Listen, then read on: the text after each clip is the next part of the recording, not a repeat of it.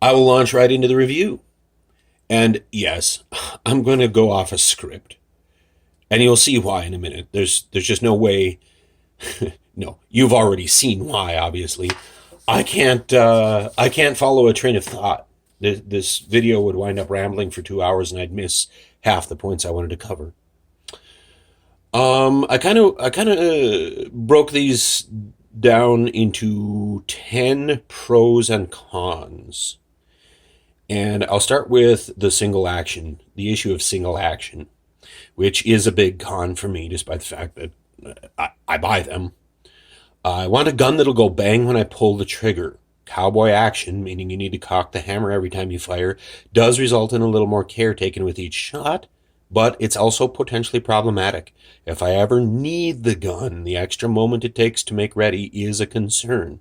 However, it doesn't require two hands and a whole second like racking the slide would, so single action is actually faster into action than a gun carried without a round chambered.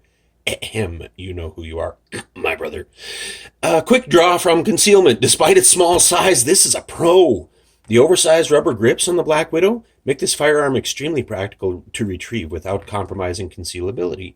Its shape and size mean that it cannot be mistaken for the print of a handgun, even though that's exactly what it is. NAA makes even smaller, lighter mini revolvers, but Widow grips are about the smallest style I'm comfortable with. Capacity. Being a big fan of small revolvers, the 5-shot capacity of this firearm is not a huge con to me, but considering the caliber, even I would be more comfortable with 7 or 8 rounds to throw in a defensive encounter. Which brings us to the issue of 22 Magnum.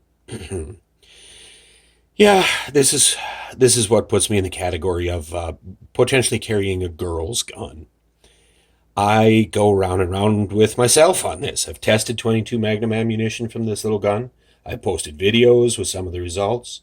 22 mag is a capable round, but it's not 9mm. Basically, the rounds meet the IWBA penetration specs, barely. And if you buy the rounds made for short barrels, they even expand well. Does that make them man stoppers? Well, there's that old oft-repeated mantra that most people killed with firearms in America, at least during the 20th century, were killed with 22 LR because it was so widely available and inexpensive. I don't know about that, but bullets that expand reliably and penetrate 12 inches in calibrated gel make me believe this just might be a real gun. Holsters is a minor con. Uh, a semi-decent holster tailored to fit these little guns will run you about $30, which isn't uh, isn't prohibitive, obviously.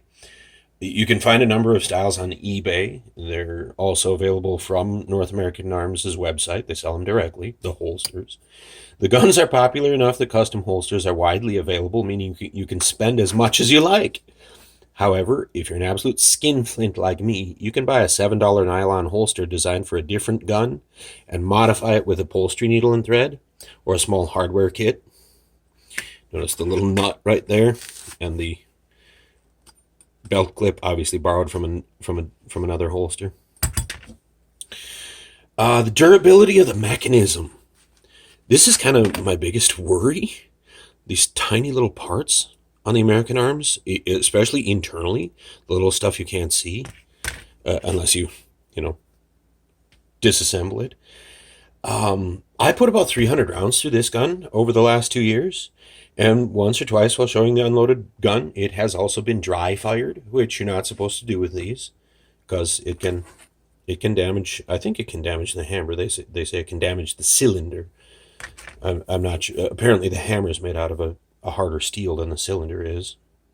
But yeah, you're not supposed to dry fire these unless you take the cylinder out. Then I guess you can dry fire them all right, because the hammer kind of rests. Not the blade of the hammer, but the meat of the hammer rests on that back part of the top part of the revolver, the back part of the top part. I don't know what that's called, but it's actually pretty accurate as guns go. I can get 2-inch groups at 25 feet with this. I was kind of lucky that I ordered mine right after they came out with the three dot system for the NAA Black Widow.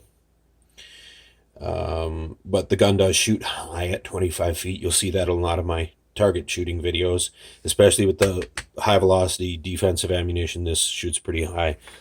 I did want to showcase this a little bit. I do have a video of this. The arm score, 22 target ammunition, will shoot pretty well true to aim. Weight is the biggest pro for this gun. Black Widow weighs about the same as a P3AT when both guns are empty, but 5 rounds of 22 Magnum adds just over 1 ounce to the weight of the firearm, bringing it in line with the loaded weight of the P32. It's so light, I wear it in sweatpants while jogging. Now, that's a lie. I don't jog. But I do wear the gun in an elastic waistband while hiking, and sometimes while working. Not that I wear an elastic waistband. Well, okay. I do have a weekend job where I do actually get to wear an elastic waistband while I'm at work, but that's another story. I've tried to use the Ruger LCP in the same role, but it's just not equivalent.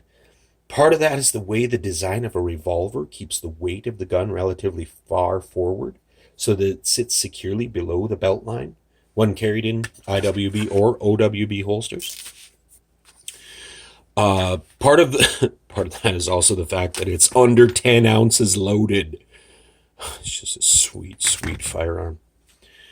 Ammunition cost is a big pro because 50 rounds of the most expensive defensive loads will cost you under $20, tax included. I think I got this. The price tag is gone from this one now, but this was $14.99.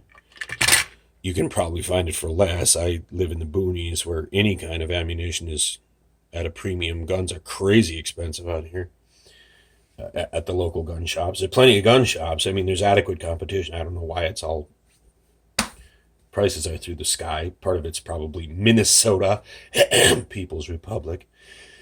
But yeah, you can carry 45. You can shoot 45 rounds of the carry ammunition and carry the last 5 because there's no such thing as a tactical reload of a North American arms revolver.